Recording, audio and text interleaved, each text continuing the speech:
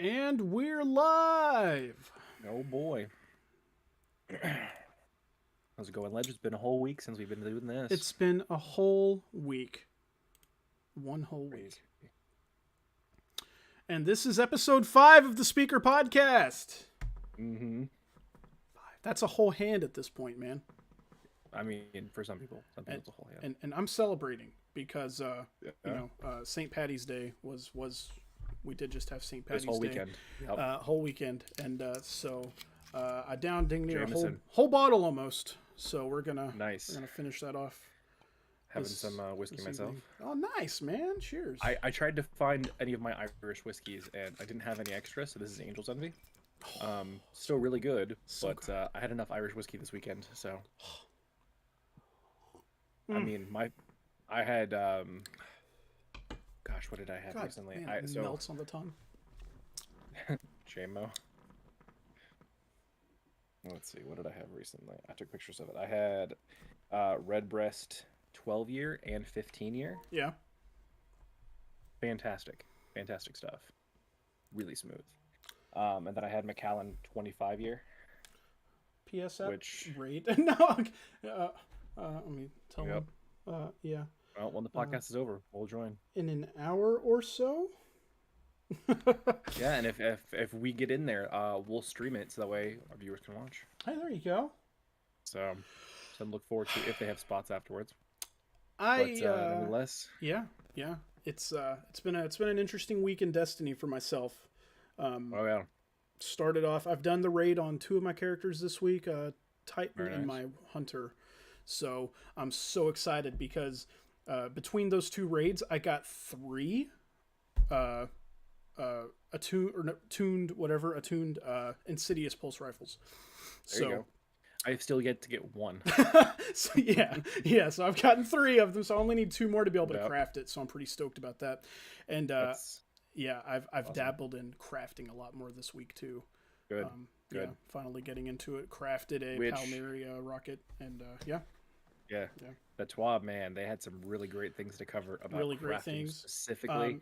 That's coming up soon in a minute because there's a lot to cover in that. Well, we have one big change coming next week, and it's all in the TWAB. We'll go over in more detail, and then we'll have, it looks like, deeper changes coming probably next season. Yes. Or I think that's what they said was next season. Here's the thing. We've got a lot of season left, so. Oh, yeah. Yeah. Because we have up all the way up through April as well, because we have the Guardian Games up still coming. Yeah. So. Yep. Guardian Games. Well, yeah, there's a whole roadmap in the TWAB, which is great. Oh, yeah, which is, they haven't done one of those in forever. So Not like this. That's nice to see. No, it's really nice to see. But how's your reset been this week? It's been interesting this week. So as a bartender, St. Patty's week is always huge for us. Yeah. I've worked a lot this week, just dealing with a lot of drunk people, and that's always a good time. Always. We had bagpipe players last night, so that was fun. There's tap dancers today and yesterday. Well, the day before. So, but good. Did the seasonal content, which, wow.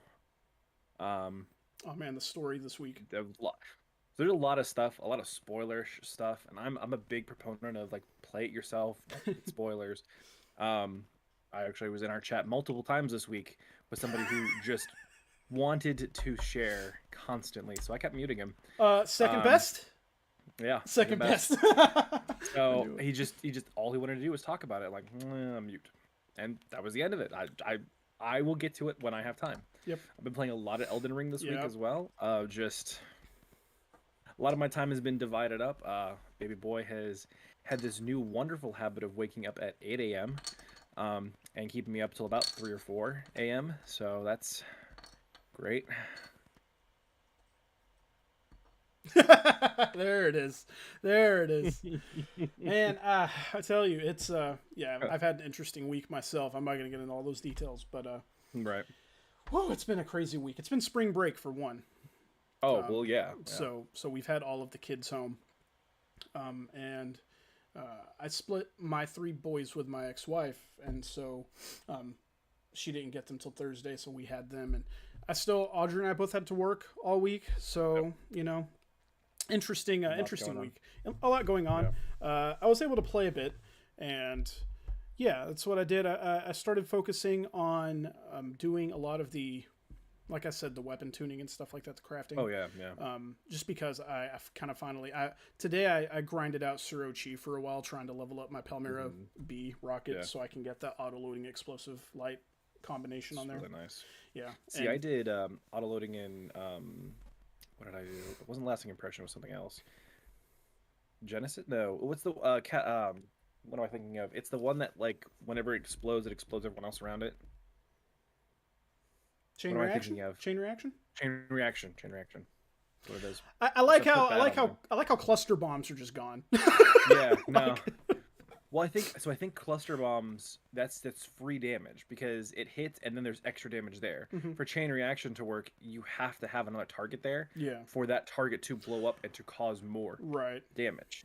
So they've essentially nerfed the cluster bomb because now you don't get those on boss fights. Now you don't get that extra little bit of damage. Yeah. It was a nice way of sunsetting it without using that buzzword that triggers people. Sure. Because I'm still upset about my black armor weapons, but that's not this podcast. That's not today. That's not we'll today. talk about that that's another time. That's not today. I've got a lot of theories coming up. We'll talk about that at the end of the show. Right. I've got my theory. Have you heard of a YouTuber called Evade? So I like him. So he's one of the lore daddies, and I want to give him a shout out here because he's one of the lore daddies that I don't see anybody ever talk about. Of course you have Bife, of course you have Mylan, and there's several others. I never see anybody talk about Evade. He has a ton of subscribers, but no one talks about him, and so I want to give him a shout out. And I like his stuff because what he does, he doesn't really throw his opinion around too much. He more or less just kind of gives you the lore. He gives you what's been presented, and there you go. Doesn't really want to dabble in it too much, and I appreciate and like that. So at the end of the day, when you read a book, it's like, well, the author wrote down a story. Now it's your mind and your opinions that are then going to shape how you then see it. Exactly. It's not the person's job to like who's reading the book, like, oh, this is add some more inflectuation. No. You tell me what's going on, and then I'll do that. Yeah. So that's good. Yes, sir. Nice. I dig it. But yeah, it's been a great week so far. I've some done really good story stuff has happened. Great story stuff, and let me tell you, this has been so far is pushing the story. This has been the best season that we've had. Oh yeah. It's been a long time. Again, everything I keep seeing, they're comparing it to Forsaken and Taken King. Yeah, exactly. There's no. This is what they've poured everything into those three ones, and this one's definitely shining out. So, yes, sir, and I dig it. I'm here for it. I'm happy for it. I have played. Of course, it's Iron Banner week, so played a ton of Crucible. I actually haven't, and I don't know if I'm going to complete Banner on my Titan or my Warlock this week, just because I have been trying to really get in, and I messed with Dim quite a bit. You know what Dim is, right? Destiny Inventory Manager. We've talked about that, but I've never used it. So it's a free app. You get it. It's better on your PC, right? They have like kind of a loose mobile app, but Little Light's just better than that on mobile. But put it on your PC. It's free. It's basically got like it's not really an app. It basically just opens up a web browser. Yeah, and takes it has everything on the right inside. And it's I can't begin to tell you. It's instead of like screwing around on Little Light and you have to go from page to page to kind of figure out what you're doing. Everything is right there. You have all three characters and your vault on one screen, right? Which is nice. Which is great. But another feature that they have that they've done that's not like anybody else is loadouts. So I have 2 loadouts that I'm running on my Hunter specifically for PvE. And one of them is, I call it my Stasis Tank. And the other one's just my Volatile Void, right? Yeah. 2 very huge things going right now. Which I'll just throw this out there. Volatile with Void with Monarch, disgusting. Because that one headshot spreads the poison, and that's poison spread. Drops Volatile. That ain't right, man. Yeah. Right? That ain't right, man. Dragonfly doesn't do that. That's true. It's a poison spread. It's really good, man. Ridiculous. It's really good. Yeah, I know. It's so good. I know Monarch is maybe your favorite exotic in the game. Oh, absolutely it is. Yeah, and it finally got a catalyst. Finally got a catalyst, which is a great catalyst, by the way. It's a great catalyst. They really knocked it out of the park with it. Unrelenting on that bad boy. Faster reload speed, more stability. Honestly, now it just needs a better shader for it. Yeah, because it's only got the one ornament now, and it's kind of... The one ornament was not a... It was a shader, not an ornament. Yeah. Ornaments change the way the gun looks. That's true. That's true. This was a shader. This was a shader. You're exactly right. Mm-hmm. Yeah, I hear you. But I think that's especially going into GMs starting next month. Oh, yeah. That's going to be huge. Unrelenting on that thing, healing you. Yeah, I would also say keep that in your back pocket, because when you hit a champion... Especially the barrier ones, because the barriers, in my opinion, barriers are, I don't know, they're up. Unstoppables, they're easy to deal with. Yes, they're the easiest. It's just done. The overloads are annoying because they can teleport. The barriers are the most frustrating because you see them standing there. They tank all those shots. You hit them with a rocket and like, oh, nope, shield. And if you are just hitting them with Monarch, the poison keeps their shields going down. Right. So even if you're only able just to tag them once, that one hit will provide you 5 seconds of being able to deal with the ads around you while that poison is doing tick damage to their shield, preventing them from healing, which means you can swap back to Monarch later, but at least you're dealing with that, getting it out of the way, letting your team clean up, and then finishing it. Right. So to keep it in your back pocket, love it. Honestly, my favorite meta for barriers is gotta be sniper rifles. Oh, for sure. It's just because they one-shot barriers. Yeah, that'd be great. Oh, yeah. But for me, I think mostly, I think Monarch is probably going to be it for me, unless I'm running it with somebody that's already using it, of course. But if it's a Cabal strike, I'll probably be using Skyburners, just because Skyburners is so utilitarian for all of that stuff. But yeah, I'm excited for GMs to come. They'll come in like a storm here pretty quick. Very soon, actually. Very soon. That's in the TWAB, as it talks about the day for it. Yep, and the Master Raid as well. Lots of great stuff coming in the pipeline. Honestly, this week's been really good for just general content.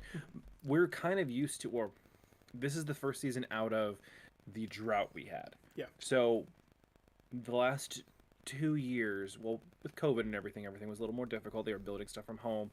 So we've had a couple of seasons that have lasted way longer than they should have. What was it? It was Season of the Worthy was the first one with Rasputin. That one was extended by, I think, an extra 2 months. It was a really long season. And then Beyond Light was pushed back a little bit. And so we had a little bit longer of a season in that year. And then this most recent season, the season of, what was it, with Mara? Oh, the Season of the Lost. Season of the Lost. That one was extended greatly. And which they told us that in like Season of the Hunt. Early. They told us it was going to be that we weren't going to get Witch Queen until February. There was some serious downtime. So for content creators, it was an easy way to be like, okay, cool. Get everything done ahead of time, and then you can go play something else or do something on the side. Now we're kind of seeing like, this is Destiny at full pace here.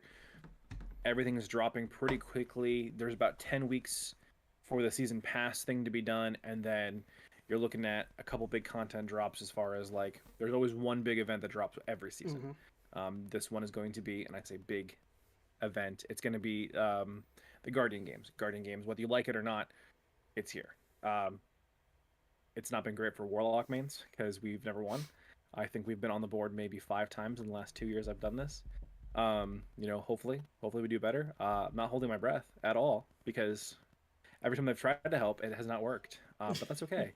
The armor is also not super cool, but I will tell you this: in the roadmap, they showed a card art, and the card art for the armor is in it, and it looks not terrible. Yeah. So that's cool. I feel like in general, they actually, like, all of the armor this season looks good, with the exception of the raid armor. Everything looks good except the raid armor. So we were gonna get into this anyway about talking about actual story bits for the raid, because we wanted to be respectful. It was only out for a couple days last time we talked about this. the raid armor is meant to mimic the final boss, Rehulk. Yes. And he is a disciple of the Witness, and he lives in a pyramid, and there's a lot of great lore, and that it's not something that, again, the viewers want to see. We can do a lore dive. Maybe not in like our TWAB show, but like maybe something else. Right. But the armor is meant to mimic him. Now, in past raids, the armor is meant to mimic the raid itself. So, for instance, for Vault of Glass back in the day, it made you look like it was scrap pieces of armor that you found in the vault back in Destiny 1. Yeah. For Crota's End, you looked like the enemies you killed on the way up. The Hunters looked like an Acolyte. The Warlocks looked like a Witch. And the Titans looked like a Knight. Yeah. Cool. And so on and so forth with all of the other raids. You always looked like the theme for the raid. This is the first time, at least that I can remember, you look like the boss of the raid. And I think, and so here's my 2 cents on that. The pyramids we don't know a ton about. Right. So if you're scavenging stuff as you go, wouldn't that be, because it's the pyramid. We still know a lot about it. What if it was forbidden to pick up artifacts from the pyramid? What if Zavala and Ikora are like, no, don't pull anything out of that. Loot's fine, boss is fine, none of this extra stuff. So we scalp the boss, and we are now wearing his skin, which is messed up. But that's one way of, like, they haven't done this before. Yeah. Like, it's always been themed around whatever we're doing, which honestly I could think pyramid armor would be a fantastic idea. It would honestly look like kind of like Siva, because the whole theme for this stuff is like black and red. I think that's maybe where they didn't cross that line, but I don't know. We'll talk about that speculation later. I had. We'll talk about Siva a little bit more later, because I have an idea about that in the future. But a podcast, yo, this is lit. Well, fire. I don't know what that is. What's up, dude? Whoever did the thumbnail deserves a raise. Well, thanks. Yeah, that would be a. We hired someone to do that. Yeah, I've got a person on Twitter. Shout out to Sarah Mark on Twitter for hitting that up for me. She just recently made like a banner image, that we can use for a banner. So that's pretty cool. Let me open that up because I didn't see. Oh, Mr. Zilla, what's up, Zilla? I didn't see. Oh, shoot, man. Yeah, that's who joined in. Zilla, yeah, hey man, glad to see you here, because I know you've kind of taken a little break from Destiny to play Gran Turismo. I saw your video on that. So, but Zilla, thanks for dropping in, man. Yeah. But yeah, so with all the stuff with the raid, honestly, the raid was exceptional. This was very mechanic heavy, and it was the people that I had on my team. They're like, oh, this is more mechanic heavy than Riven. Yes. One of the guys in my team actually had done Flawless Riven, has the title, and was incredibly knowledgeable about that specific raid. So going through this with the team, it was kind of putting it together as we went. We figured it out pretty quick, but we weren't afraid to like kind of look stuff up. So we'll kind of just jump into that real quick. Just talk about the different encounters of the raid. Sure. So the first encounter was just like figuring out how to open up some of the doors. And it was a bunch of different symbols. Well, day one, the symbols didn't have the way you walked up these paintings as you first enter the raid. There's paintings on the wall. Let me stop you real quick. For those of you that maybe have kind of dabbled in the raid, he's talking about getting to the actual first encounter. He's not talking about opening the door to the pyramid, which is a separate thing. And honestly, if you haven't done the raid, do the Perseverance mission, I think is what it's called. Do the Perseverance mission. And it's basically literally the first encounter. It's the first encounter of the raid. It's opening the door and getting inside the pyramid. And then that room that you go into right there where you fight all of the Scorn is actually the location for the first encounter of the raid. So, and that was where a lot of teams met. Like they fell there, or you spent a few hours there and moved on.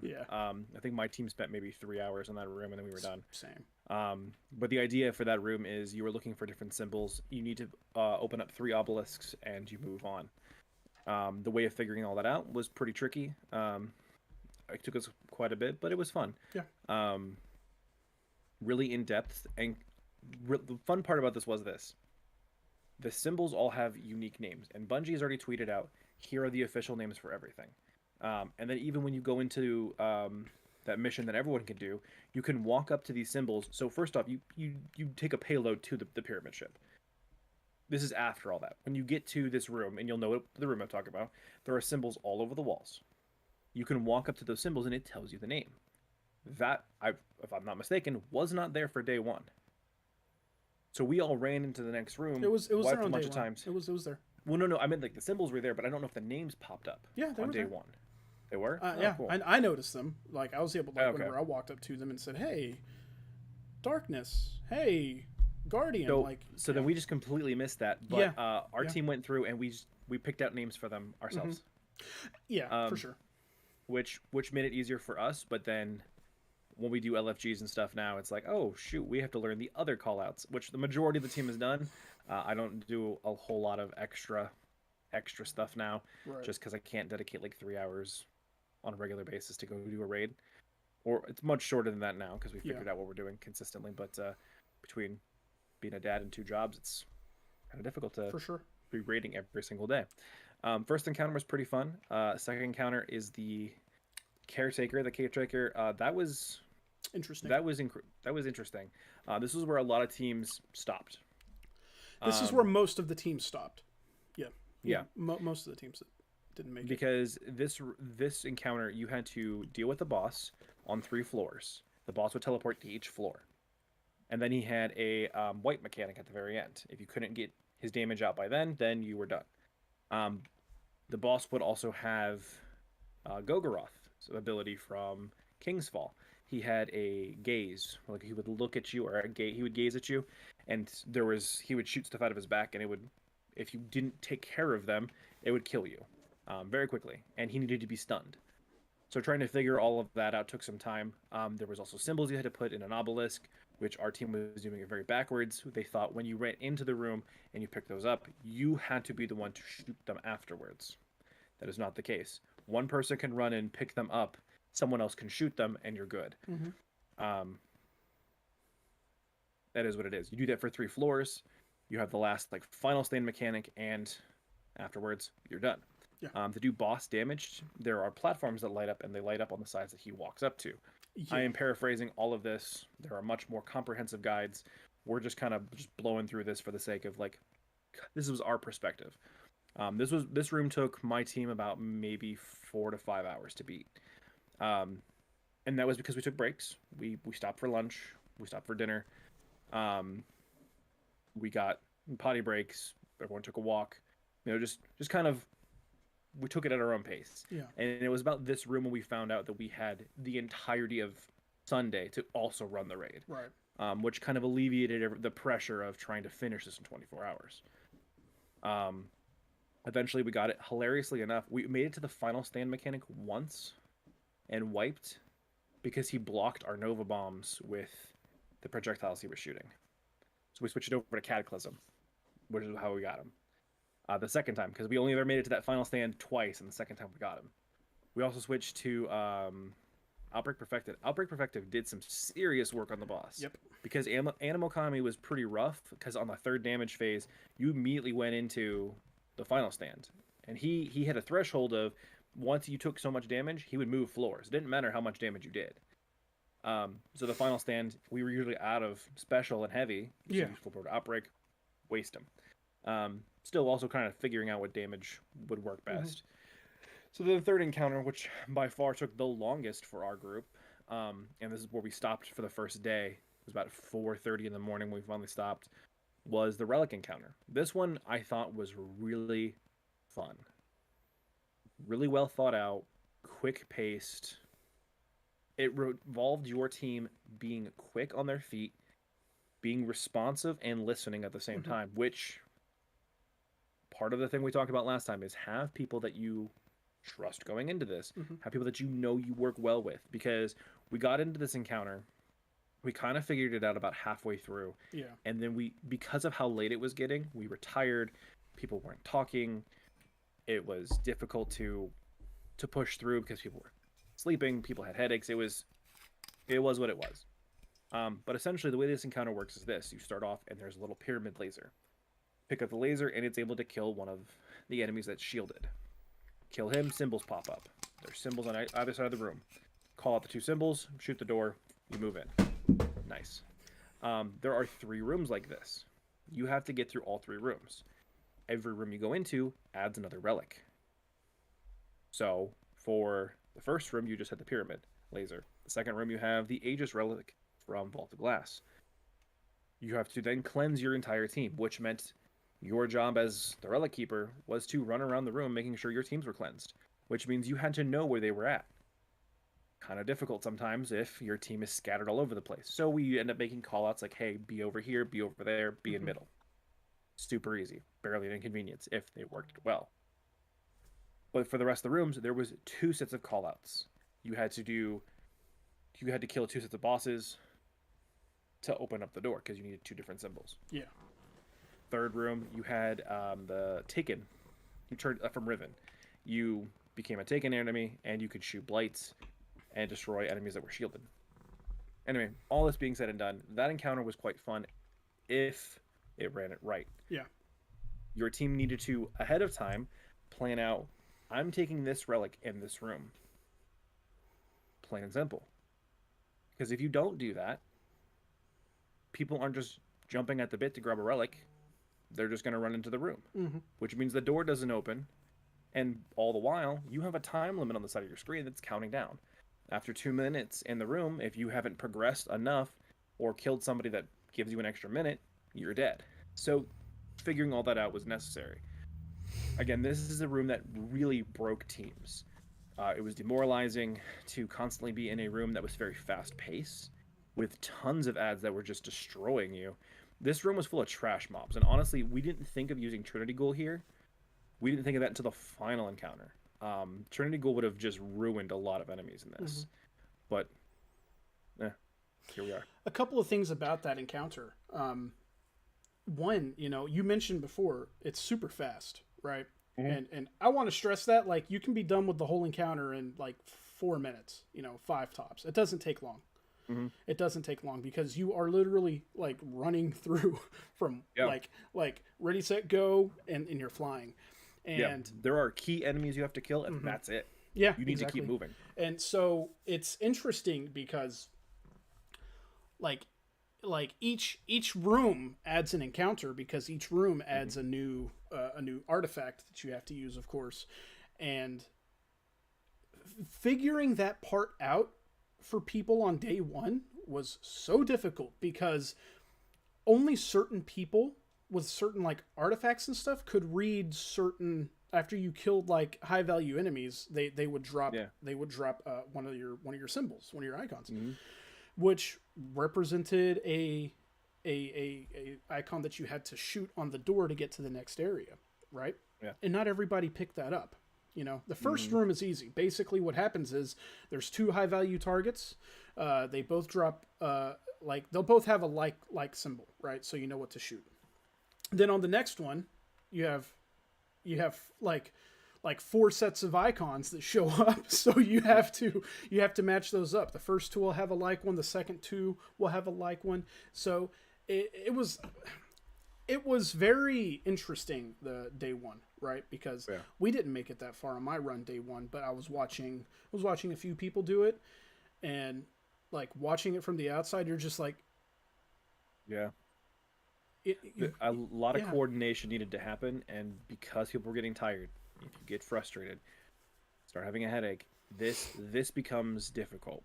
This is when you need to really push and dig deep, because when you get tired, most people stop talking, or you start rambling.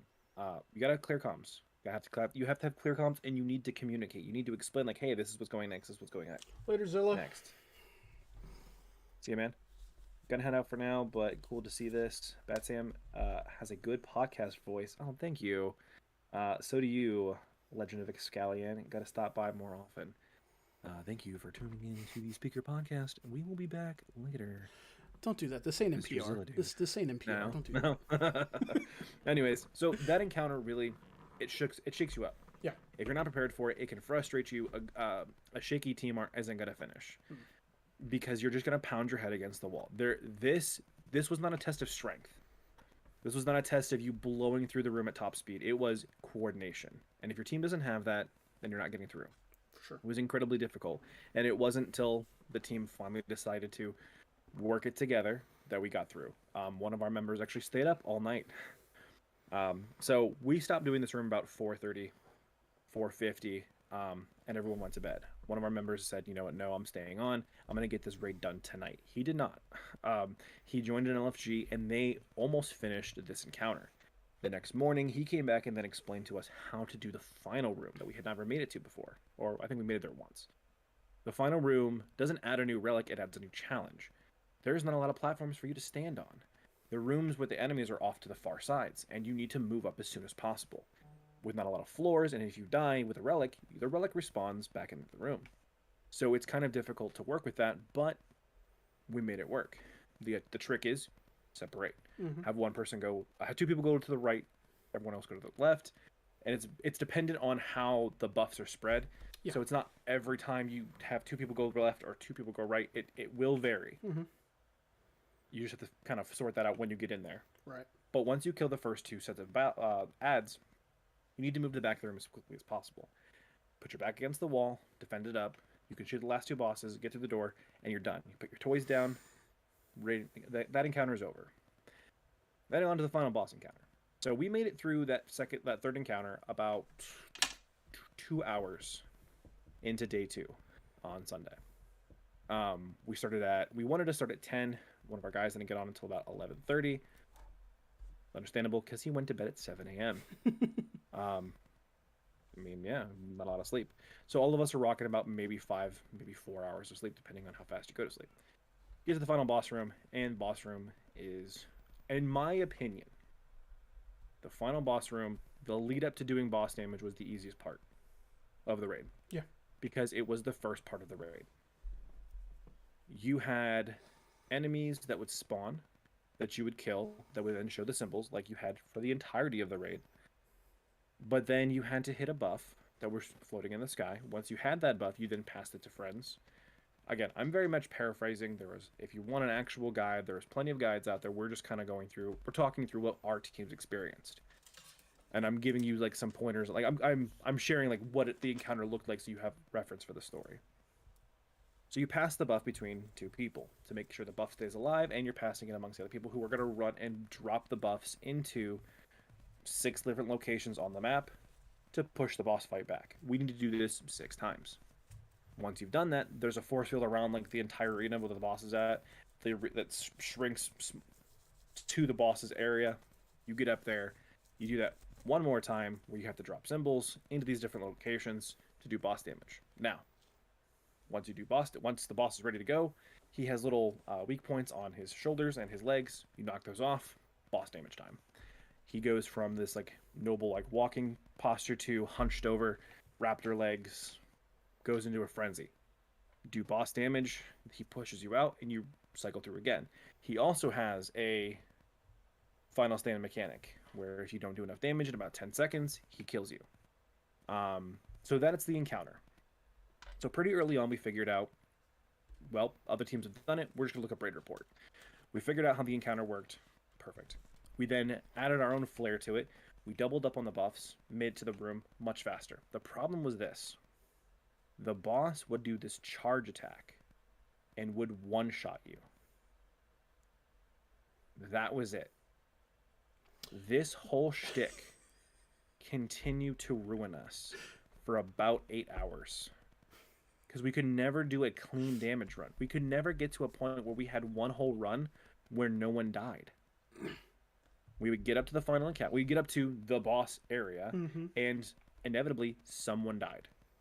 So we never got clean damage in. Eventually, after figuring out we had to kite the boss a bit, we got a couple good clean runs in, and we started seeing like some decent results. This continued until 7:30 a.m. on Monday morning, when we had our final run at the boss, and we had saved up our supers in the final stands moment, and he went immune for 3 seconds, blocked all of the supers except for one of them, and we lost. And that was what crushed us there. I shared that image last week, by the way. So yeah. So if you're interested in seeing that, it's last episode if you want to go see that. But suffice to say that wrecked us. I was prepared for 24 hours. I was not prepared for 48. My wife was just an absolute gem who took care of our son for that period of time for me, allowing me to do this, and is even now watching my son so I can be on this podcast. It was very, very intense, very demoralizing to not finish, especially after putting that much time into it. Still really enjoy the raid though. Can go into it now. Suffice in saying, with severe. Hang on, I need more whiskey to make me, There it is. Clean up the palate. Here.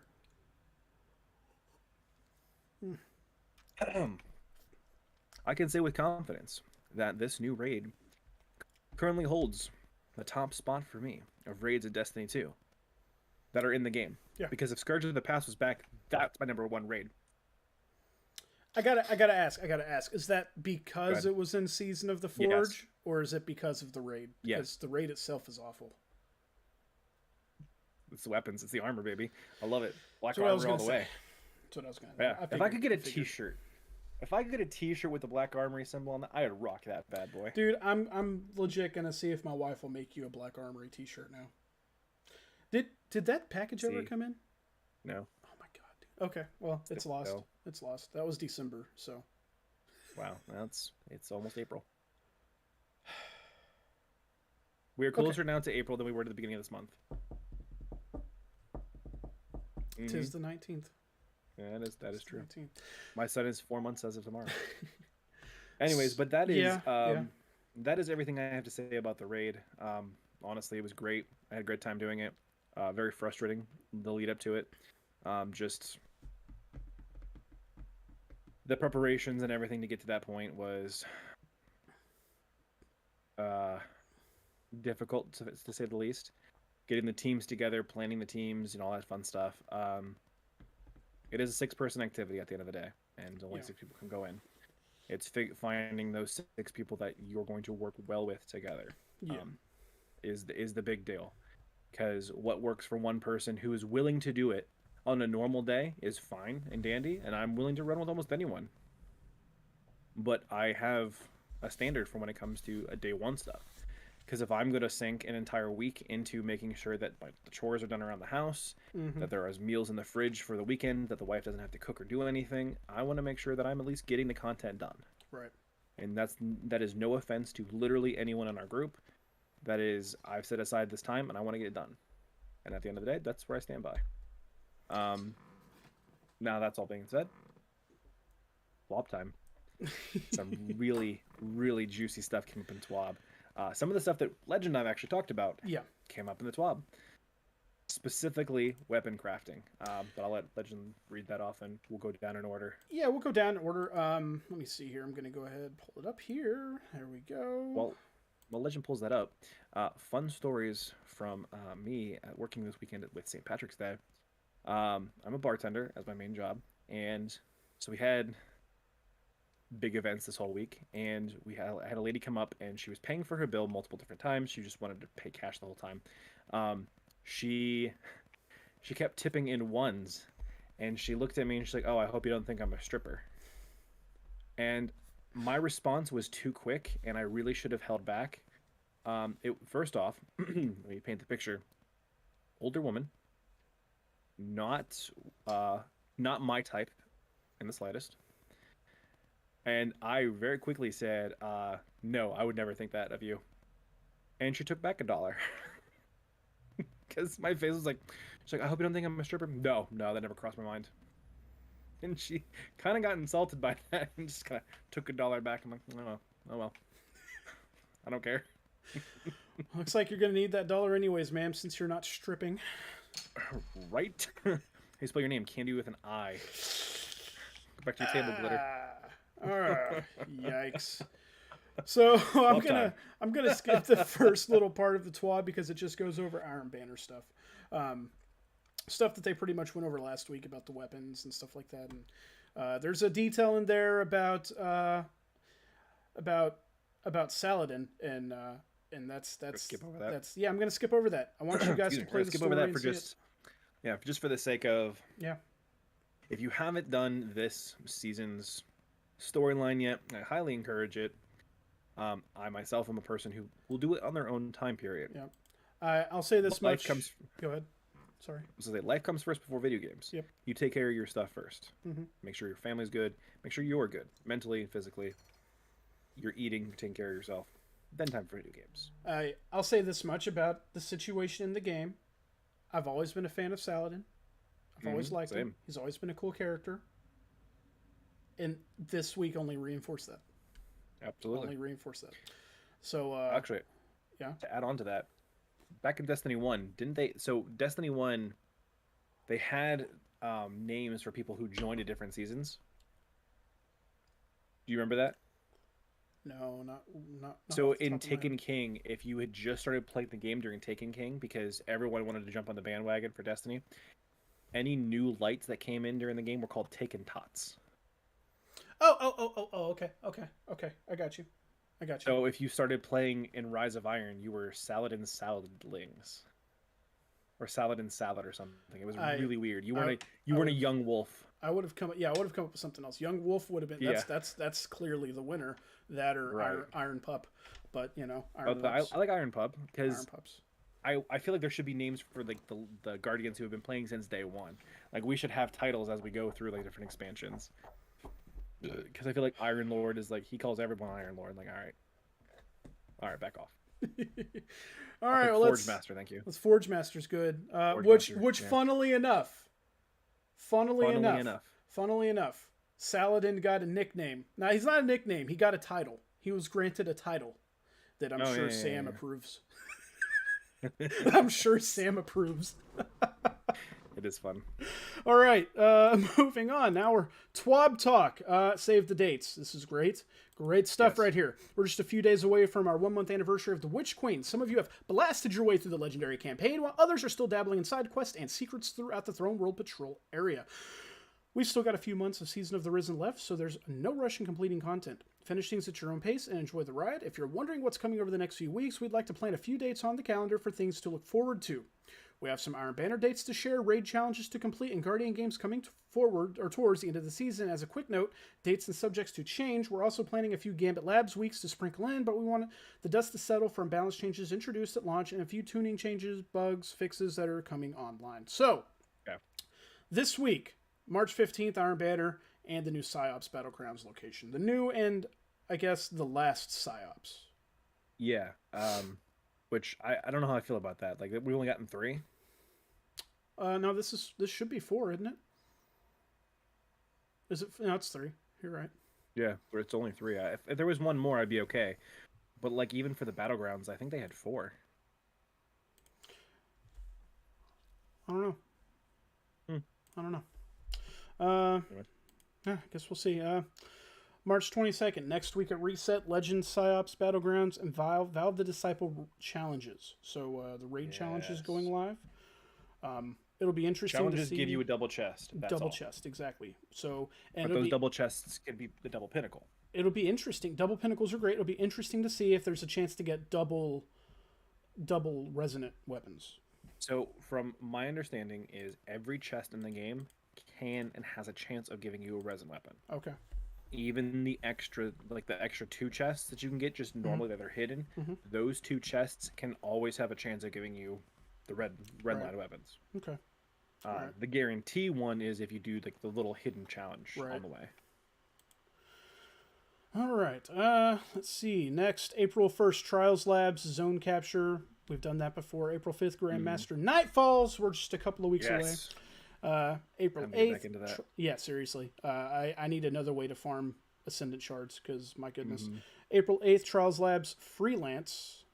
April 12th, Iron Banner again. April 19th, Valve the Disciple Master. So 2 weeks after Grandmaster, we get Master difficulty for Valve the Disciple. That'll be interesting. And also our Adept weapons. April 22nd, Trials Labs Zone Control again. May 3rd through 24th is Guardian Games. May 6th is Trials Labs Freelance and Community Voted Map. I'm a fan of that. May 10th, Iron Banner. May 20th, Trials Labs Freelance and Zone Capture. What? Okay. Well, cool stuff coming in the pipeline. Scroll up a bit so we can see the pictures.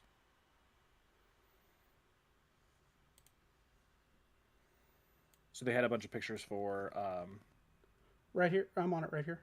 Okay, cool. I have a delay on my end. On the far right hand side. Yeah. You can see the Guardian games. You can see the armor. Well, you can kind of see it. I need it. Not looking too bad. If you go on your own personal mobile device or something, the armor's not looking too bad. Yeah. It's not gonna have like the scouter like the hunters had last year, but it doesn't look terrible, in my opinion. At least from this view, it could be different. No, it doesn't look bad. It doesn't. Yeah, we'll see. And they'll probably get a little teaser for it as we get closer, but who knows? Moving on, crafting. Let's talk trait element caps. Over the last few weeks, Guardians have been crafting some spicy weapon rolls on their at the Enclave on Mars. Patterns have been discovered, traits have been enhanced, and exotic glaives have been shaped. As with all things Destiny, the team has been keeping an eye on player conversation around crafting, planning next steps, and looking toward the future. We've got a hotfix coming next Tuesday with a few minor changes and some commentary on feedback items that the team will be looking to address in future patches and tuning passes. Development teams. Since the launch of the Witch Queen, we've been watching some feedback on crafting currencies required for specific traits. One piece of feedback in particular deals with the crafting element caps, as some players have been maxing out on their elements frequently. Starting next Tuesday with hotfix 4.0.4, we'll be increasing element caps from 250 to 1,000. And for neutral element, the cap will be moved from 8,500 to 10,000. Next season, we're removing ruinous, adroit, mutable, drowned, and energetic elements. Only neutral elements will remain. So, basically, I'll give you the rundown about why people were a little upset real quick, because as it says, the current caps for those items are 250 and 8,500 for neutral element. Basically, being that there are caps, the only way to really have any stability with making sure that you have enough of that stuff is to attune weapons and to keep them in your vault. So we did all of this work to clear vault space and to get ready for weapon crafting, and to be able to have only one of a specific weapon, only to be met with the problem of having our vaults filled with attuned weapons. So naturally, people were a little frustrated. And I have an opinion about this because I've seen a lot of people who are, I don't know, kind of snarky about the whole thing. Like, they're having to change their thing already. Like, that's a good thing. Like there's been some controversy, and I don't care who you are, but this is a good thing. The fact that they're making a change this fast, that's something to be happy about, and the fact that they've accepted it, that they kind of, they flawed it, and I think they mentioned here in a second that they were kind of aware of this issue before the season, but it was kind of too late to do anything about it. So they just wanted to, let's see how it goes and fix it as we go. I will say this. This is, and I've been saying this for a little while, at least in conversations with just you, Legend. This is future-proofing. Yeah. They, ever since Beyond Light, when they announced that they're not going to, or we're not planning on doing Destiny 3, they have taken great strides to future-proof Destiny 2. How have they done that? Well, they took out half of our content, over half, and have begun revamping it from the ground up. The code needed updating. It wasn't going to be a problem if they were going to move to another game. But seeing as how they've built so much into Destiny 2, why not continue working on the bedrock they'd already laid? Doing so required a lot of extra commitment on their end to make it work. And we are seeing the fruits of the seeds they planted a year ago today. Transmogrification for your armor has been something that we've been wanting for a long time. Here it is. Weapon crafting is something that I personally have wanted for a long time. Here it is. It's in its baby steps right now, and they are working out the bugs. I'm glad they're doing this now, because when eventually, my hope is, they're going to start bringing back seasonal weapons from previous seasons. Meaning, you potentially can come back and get your Ringing Nail, or any of the Black Armor weapons, or any of the weapons from any previous season. Like, I would love to be able to build some of the seasons from the Splicer weapons. Those weapons were awesome. Chroma Rush was amazing. In Ignition Code, they have some great weapons. that eventually they can re-tap into. But with having the way they're doing weapon crafting now, they're working out the small things, and they're listening. Mm-hmm. They tried something with material, realized it wasn't working. Okay, here we go. Having Spider be gone, and having Raoul do all of the trading for your Glimmer and your different like planetary items, fantastic. Simplifies it. These are the steps that it takes to future-proof a game. They're listening. They're working. They're working on doubling their capacity right now. Yeah. They said, what was it, back before Beyond Light came out, they were in the process of hiring double their crew. Mm-hmm. There was going to be a dedicated crew that was going to work with Crucible. They're getting bigger. And we're going to start seeing some really nice quality patches start rolling out. Just be patient for a little while longer. Mm-hmm. In another year, Destiny 2 is not going to look like what it does today. We just have to be okay with that. So seeing this now, seeing them react so quickly, they even said it. It's not even been a month yet since Witch Queen's dropped, and they're already fixing something that was a key selling point, in my opinion, to the expansion. Right. Crafting for weapons was a huge thing for me, and they're already changing it. Not even a month in. That's because how quickly they're responding to that. The feedback from the players. I think is wonderful. But my 2 cents. There's another note that I want to make, and I can't remember if we come up on it here pretty quick or what. There's a point where they mention that at one point in time in one version of weapon crafting, there was some kind of item related to every trait in the game, right? Like for, let's say there's Rampage, there would have been a Rampage element. There would have been a kill clip element. There would have been an auto-loading holster element, And before the game came out, they're like, okay, well, let's cut these into 4 categories and give them, each of them into 4 elements, We'll do it that way. And that simplified it, and this is going to further simplify it. Because, and they did the same thing. You mentioned Transmog. They did the same thing with Transmog pretty quick. We had Transmog. We had 3 new currencies introduced into the game. And now they're like, yeah, that was dumb. We'll just stick with the 1 currency. Yeah, why not? And that's good. So for a long time, Destiny 1 was all about reputation games, right? Whenever Destiny 2 first came out, and I know you weren't playing it at the time, but when it first came out, whenever it first came out, it was. Okay, whenever it first released, it was all about reputation. You had reputations. Your planets, all your planets had separate currencies, and then eventually they just tokens, and eventually they just built onto that, and they said, okay, well, Vanguard tokens, Crucible tokens, everything gets tokens, Raid tokens, everything gets tokens, and that was the way that they were going for a long time, and now they've backed off of that again, and now we're back to reputations, which is great. That's how it should be, because you're not flooding your UI with a bunch of unnecessary bullcrap. Right. You're not flooding your inventory with a bunch of unnecessary stuff. And granted, with these materials, those aren't in our physical inventory. They're in their own little hidden inventory. But yeah, this is a step in the right direction. So, let's move on.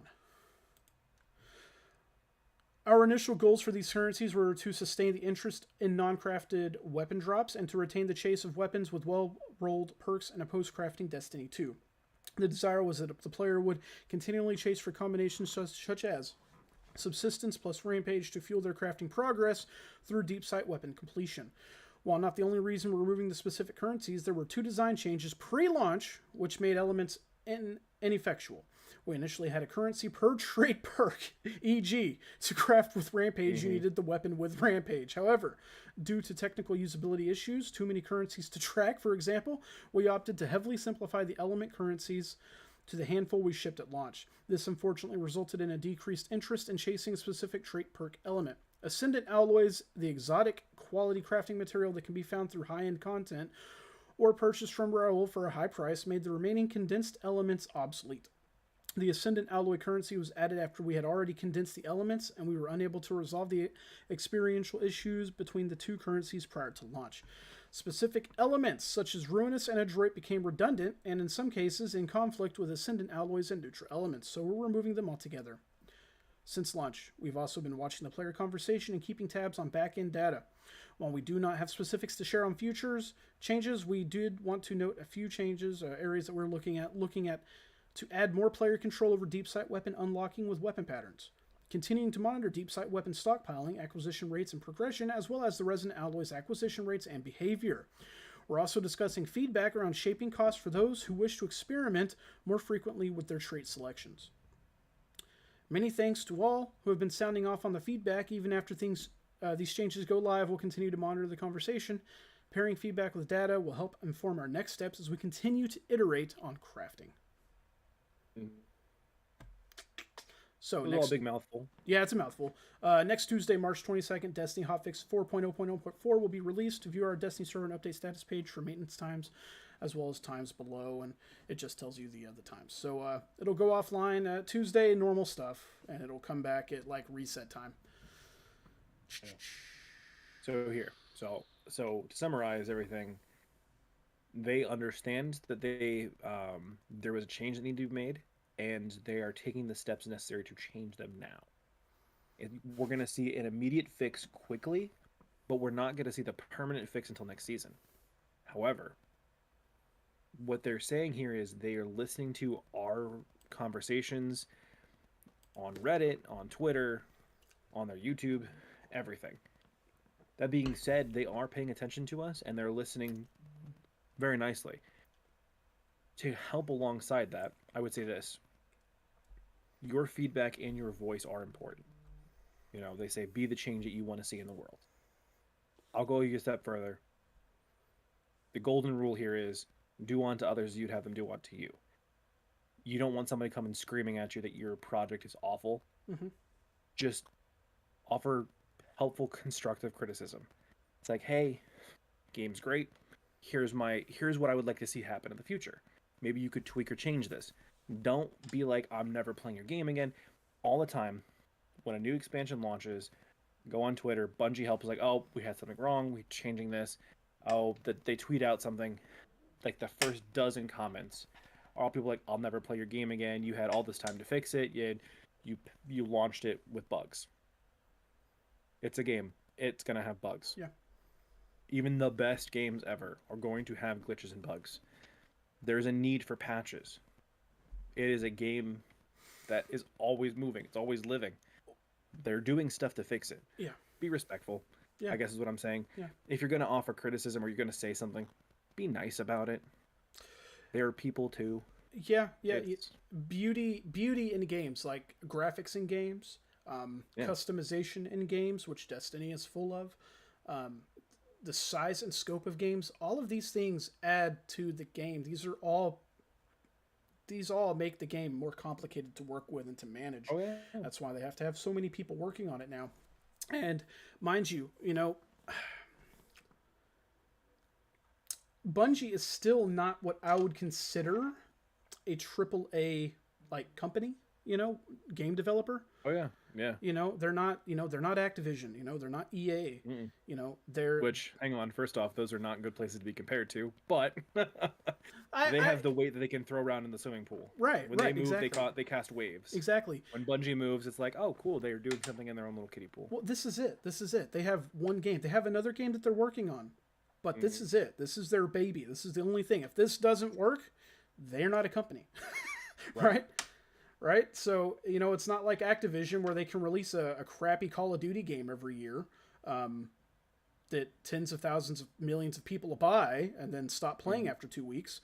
And game goes downhill. They're fine because they have so many other games. So I like what Sam said. Just be respectful. Be patient. Yeah.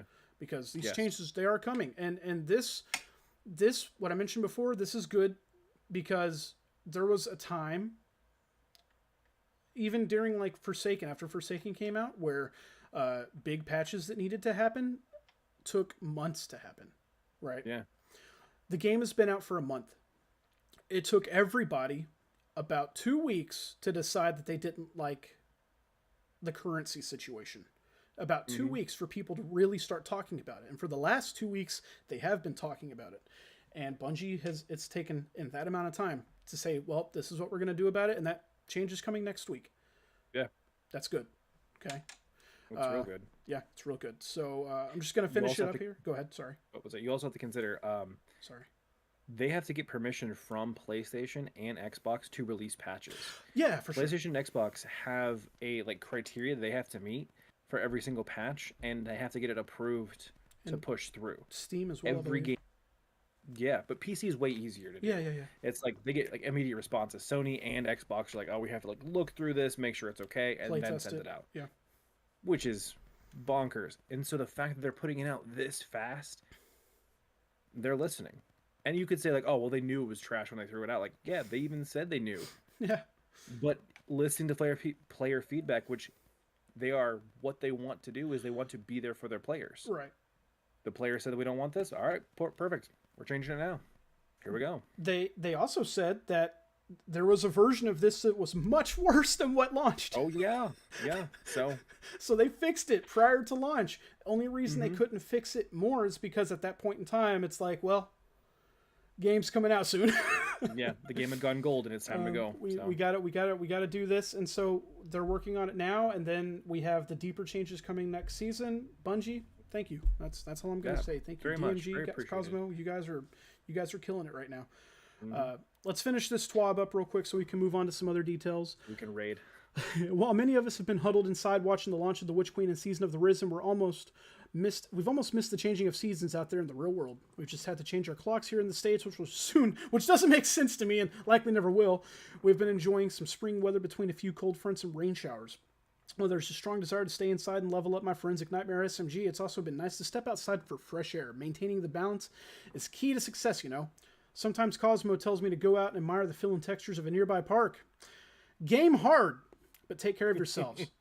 Sometimes a quick break is the thing you needed all along after being stuck on a difficult boss and higher level content. Amen to that. Yep. Good luck to all who are taking on legendary difficulty in the Witch Queen's campaign, and cheers to those who are hopping into the first ever Destiny raids. We hope you're having a good time. And a quick note before we go. The team is finalizing the list of players who qualified for the contest mode and blah, blah, blah, blah, blah. Likely to be distributed within the next week. Expecting for more news at Bungie Help on Twitter in the coming days. Much love. See you next time, DMG. Wonderful. Yep. So that's the TWAB. And now I just want to take just a couple of minutes to kind of go over some details. Okay. And have you been doing the investigations stuff, all that stuff? Yeah. Okay. Did you see? I should have written down which one it was. One of the recent investigations was had to do like it was somebody communicating with Ikora was talking about Rasputin. Did you see that? Okay. We have a season dedicated to Rasputin coming up very soon. And that's exciting to me because I love Rasputin. And I mentioned before, we were talking about Siva. Siva is coming back to the game very soon, I think. Yeah. Rasputin made Siva, Rasputin with, some doctors or whatever, some people in the game, created Siva. Got out of hand real quick. There's always been a lot of talk about how Siva is very reminiscent of, ever since we've gotten the Dorito ships, very similar. Yeah. Pyramid ships are very, very similar. And I think that we're going to find very soon that there's been that wasn't accidental. That's just my thought. You could also even say why was Rasputin in hiding? Why was he so afraid? Why was he not letting anybody in? Well, why did he totally shut down whenever the pyramids got close? Yeah, maybe he had met the witness and freaked out, or the witness has partial control. Who knows? I'm very much excited to see how the rest of the story unfolds because they've been just killing it. So I have yeah. Go ahead. Sorry. No, I was just saying my ideas. Oh yeah, no. I just the way they've been telling the story has been great. They've been going about it in such a way where they've been, as they are telling the story, they are planting seeds for the future. We are friends with some of the Elixir now. We are friends with some of the Cabal now. I don't ever see an alliance with the Hive or Vex, but they're there's a chance for the Hive, specifically. Maybe. Yeah, specifically, it'd have to be under a really, really like shaky negotiation. Play the story, you'll kind of understand. Yeah. And I do want to have an episode of the podcast where we just go in depth and we talk about the story. Okay. And when we decide to do that, I want to go through and I'm going to play through the story again, refresh everything, have some lore bits, and then go into this, because I do think I'm very much a fan of like if in the old shows where like if you're a monster you stay a monster, like gosh, there's an anime called Pumpkin Scissors. And there's this guy who was like bred and trained to be this unstoppable killing machine. And there was a group of them that they could just turn off all emotions and they just became ruthless. He carried a revolver that had 1 round in it. And the gun was called the Door Knocker. And the person's like, well, what is this gun used for? He's like, to pierce tanks. And then they're flashing back and forth between explaining the guy's origin and him like doing like this amazing feat. This Jeep came charging at him with like spikes on the bottom and they pierced his legs. He just bear hugged the Jeep, picked up his pistol and looked at the armor on the Jeep and just blew out the driver. Because the weakest part of a tank's armor is the hatch on top. So that's why it's called the Door Knocker, because you go tink tink and you blow open the hatch. And he was a tank killing unit. Right. So the entire show is about him not wanting to be a monster anymore. He'd done a lot of horrible things and wanted to become a good person. I hated that show. I bet you don't like Android 16 and Dragon Ball Z either. I enjoy Vegeta's character because he stayed true to him still killing people for the sake of just wanting to become stronger. He has a family now, it's okay. But like, he'll still murk somebody. Yeah, I say all that stuff to say my wife's favorite story is the prodigal son, like from the Bible and all that stuff. Castlevania, if you ever watch that show on Netflix, it's great. Amazing series. I love it. The ending was too wholesome for me. It was cool, but it was just so wholesome. It really bugged me because I wanted it to be like, oh, yes, sacrifice, all these things. Like, how dare you? But okay, whatever. That being said, my wife is very much a big proponent of after finishing the campaign or watching me finish the campaign, she's like, oh, blah, blah, blah. I'm like, no, that can't happen. She's like, well, it might, and then walked away. I'm like, that can't. She's like, what about the Cabal? Aren't we friends with them? I'm like, what about the Elixir? Aren't we friends with them? I really don't want to see it, but here's what I do see. In the future, after Lightfall happens, because Lightfall, what if the Traveler chooses everyone that humanity has chosen? And what if after Lightfall, we then get to choose new avatars? What if it's not just Awoken, Human, and Exo? Sure. What if you get to be an Elixir? Or a Cabal? Or a Cabal. Or a Hive. Or a Hive. So, you mentioned the Hive, and you said, that would be very, specific circumstances. I don't think it's actually that difficult because I think we know that Savathun's going to come back. Her ghost made it out alive. Spoilers, by the way. Spoilers, by the way. Spoilers, yeah. We're 2 weeks away. We're a month in. 2-3 weeks, month in. So I'm like, yeah, it's fine. Spoiler alert. Savathun's ghost survives the big final fight, and I think that she's going to come back at some point, and we have a common enemy in the Witness. So I think that if she comes back, I think that she's an ally. Yeah, I think if everyone joins together, I think we're going to see the culmination of the last 6. Well, Lightfall is going to be next, so it's going to be like the next 7 years of Destiny that's all come together to come fight a common enemy, which is going to be amazing. So I'm going to throw out my 2 cents out there. Go for it. The big thing that I think is happening. Okay, ready? Here we go. Yep. The Witness was... Savathun was the Witness's next disciple. Okay. We know that for sure. Savathun was his next disciple. That's in the lore. We killed Savathun. She can come back, yes. But she's not going to be on his side when she comes back. Right. Because now she knows the truth about what he did to the Hive. I think his next choice is Rasputin. Yeah, I can see that. Or, I can also see he's already tried that once before. Or tried it once before. I could see Crow. Potentially. I don't know. I think I would enjoy killing him again. I really feel like they're really pushing, pushing the Crow thing. Like they want him to be somebody big. Yeah, but I wouldn't mind killing him again. I know. Same.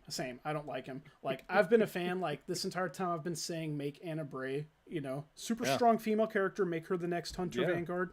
They're probably going to do it with Crow.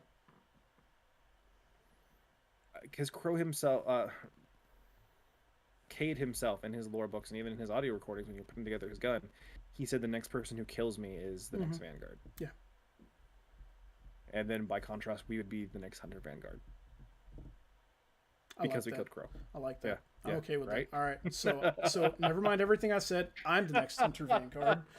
And I intend to be true to my previous Hunter Vanguard's wishes. So, but yeah, there we go. Guys, I think that's the TWAB. We're about hour and 10 minutes in, and I think we want to go do some rating. I think our team is blowing up our chat right now, asking for people to jump in. So go ahead. Say if you're interested in coming and watching Batsam42, I will be streaming this next little bit, and you can hear all the shenanigans that happen with our raid. I will be raiding on my Titan, not my classic Warlock. I'll be on my Warlock, not my classic Hunter. Yeah, see, there we go. See, playing different roles. But before we leave, let's talk about anything. Are you watching anything interesting? Reading anything interesting? So this week, I'm actually watching, you could say, yeah. So the wife and I went and saw Batman.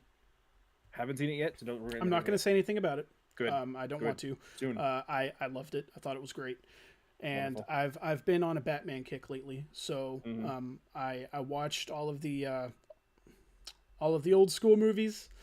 Watched all the old school movies. Watched the Dark Knight series. I love those movies. They're great. And that's really it.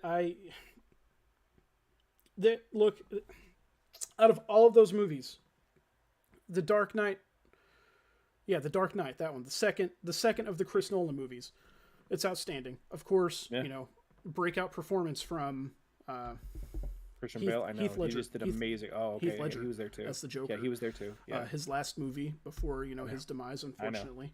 I know. So it's great. Check it out. Christian Bale. He's not my favorite Batman, but he plays it well, right? Yeah. Christian Bale's a very gifted actor. Very gifted. Sure. He's done many roles, and he does a great job there. Yourself, what you got? Yeah, I've been playing a lot of Elden Ring recently. Just been really enjoying that. Yeah. I told myself that I'd start playing it after the raid, so I had some more time to it. Son and I have been watching. He loves watching Phineas and Ferb just because he likes Perry the Platypus, which has been fun. I myself, on my own time, have been reading more One Piece. The new issues came out. Cannot wait for this next issue, because holy crap! Awakened Devil Fruit powers for Luffy. I'm so excited. It's been a long time coming there. Yeah, very long time coming. Because they started mentioning Awakened Devil Fruit powers 5 years ago. Back at chapter 600, and we're at chapter 1000. So yeah, here we go. Oof. It's taken him this long to get to it. Right. Fine. Been really enjoying that. I've been getting a hankering for reading the Berserk manga again. I was going to mention Berserk earlier when you mentioned Castlevania. Yeah. So I've been, he's the epitome of. Gosh, that's a manly character. He's the coolest anti-hero ever. Ever. It's, gosh. So I don't. Let me start by saying this. I don't ever recommend anyone watch or read this, because it is incredibly dark. It's incredibly gruesome. Whenever he says dark and gruesome, I'll mention this. It portrays rape, for example. Yeah. This happens. Watch it happen. It's awful. Satanic stuff. There is a lot of horrible things that happen in this. The Dark Souls games are heavily based off of the main character's experiences. Let me summarize real quick. Guts is a character who was born from his mother's corpse, who was hanging from a tree. That's how he came into this world. A mercenary band picked him up His adopted mother died, so they started training him to be a warrior. By the time he was 8 years old, he killed somebody. By the time of 10 years old, he was leading men into battle. He's a monster. He carries a sword that's bigger than he is. He's Fast forward. Only person alive wielding the brand of sacrifice. Right. Which stuff, and if you ever decide to read or watch, I recommend, if you're going to watch it, watch the 1994 anime. That's the one to go with. Or you can watch the 3 movies on Netflix. That are on Netflix. Do not watch the Golden Age movies. Do not watch the Funimation Berserk 2016. It is horrible. The only reason I liked it was because they continued the storyline. They didn't do anything else. They replaced all of the cast. The original voices are gone. The animation is dreadful. I cannot believe they went 3D animation when they were set. They even showed some 2D animation. It was gorgeous, but they didn't stick with it. Anyway, the reason I'm wanting to go back and read it again, the creator of the series passed away within this last year. It was very sad. He is considered Berserk is considered his magnum opus, and because the Dark Souls games are heavily inspired by that, by the main character's main struggle, going up against impossible odds on a regular basis and somehow still surviving, that is the essence of Dark Souls and Elden Ring. You can find his sword in the game, what looks to be his armor, a lot of his original moves. It's great. That's why I want to play it again, or at least read it again. Yeah. It's always fun. But again, take all that stuff with a grain of salt. It is very dark. It is very gruesome. There's a lot of terrible bad things that happen in it. Yeah. If you want to check out the Netflix the movies, the Golden Age movies, it simplifies the series down to the 94 series. It simplifies it down to 3 movies, and gorgeous movies, by the way. Outstanding animation, and yes, again, be advised. Be advised. There is nudity. There is sex. There is. Make sure the kids are in bed or not home is good. And that you are of legal age. So, well, but all that being said, we're gonna go raid. If you care to watch, tune into Batsam42. Ledge, it's been real. Let's do this again next week, brother. All right. Well, I'll see you again soon, my friend. Right. And everybody else, thanks for tuning in.